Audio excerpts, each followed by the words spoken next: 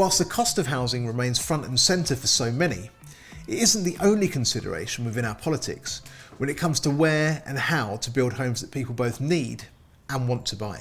I was the MP for Croydon Central in South London. So it's it's almost a microcosm of many of our cities.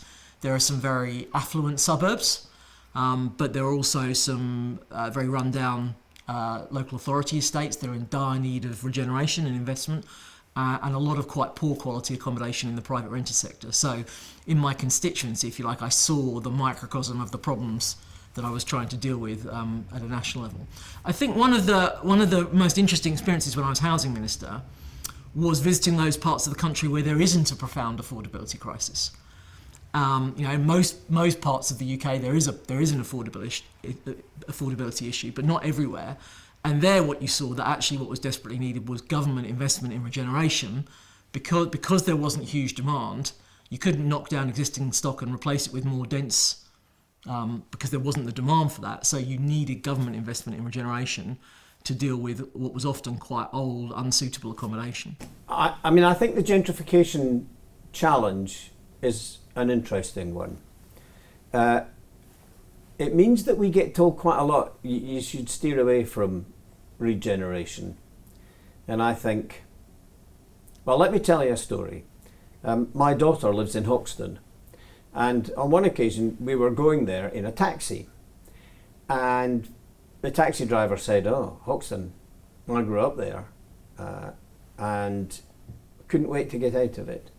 Why, we asked. Because it was horrible.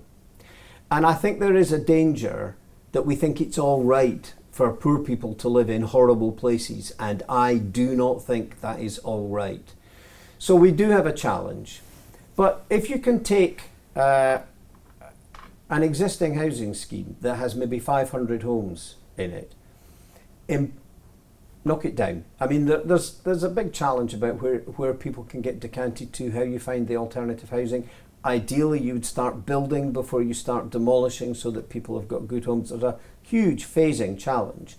But I think that if you can knock down 500 homes and in their place build 1,000 or 1,200 really high quality homes, which we can do, much more attention to how we use the space, increase the density by increasing the quality, and ensure that those 500 social rented homes are replaced by at least 500 social rented homes, but where there's also some shared ownership and some private rent and some outright market sale.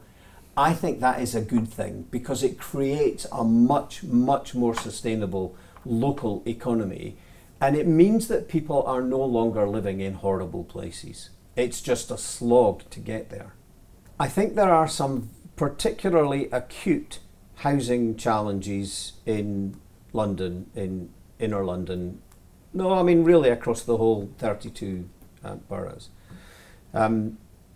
which aren't quite replicated elsewhere. The danger about saying that is that it sounds as though you think sort the problems in London and everything will be fine, and that's not the case. Housing markets, we talk about them as a kind of national housing crisis, which we have, but the definition of that housing crisis is different in different places. If you've got whole streets that are boarded up, even though people are in need of good quality homes, then there's an economic failure there that has a housing consequence. And in different parts of the country, we spend far less collectively on average in rural England than we do in urban England.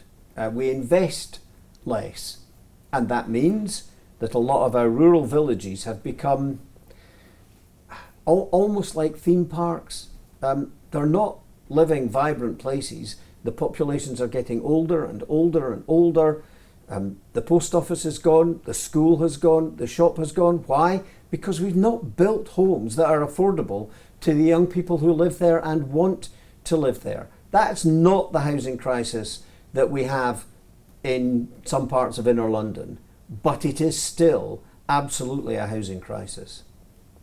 Do you know, one of the things that I've found baffling over all my years in housing is the extent to which people think of it as something that stands on its own. So here's an example. We have the 17 Sustainable Development Goals that the whole world is kind of signed up to. I can draw you a direct link between housing and 16 of the Sustainable Development Goals. Education is one of the Sustainable Development Goals. If you haven't got anywhere where you can do your homework because your home is too small, cold, drafty, damp, then you're not going to make best use of the educational opportunity that you have. Around the world, the best way of ensuring that young women are able to benefit from education is ensuring that they have a home that they can then learn in. There's all kinds of examples. I had 16 of the 17. The 17th I had a bit more of a challenge with, which is the one about the deep sea. And then I discovered that we are harvesting the deep sea for all the plastic detritus that we've chucked in the sea, and someone somewhere has started making bricks from it that we can use to build homes with. Full house. And I cannot understand why it has been so problematic, especially for our politicians, to fail to see the linkages.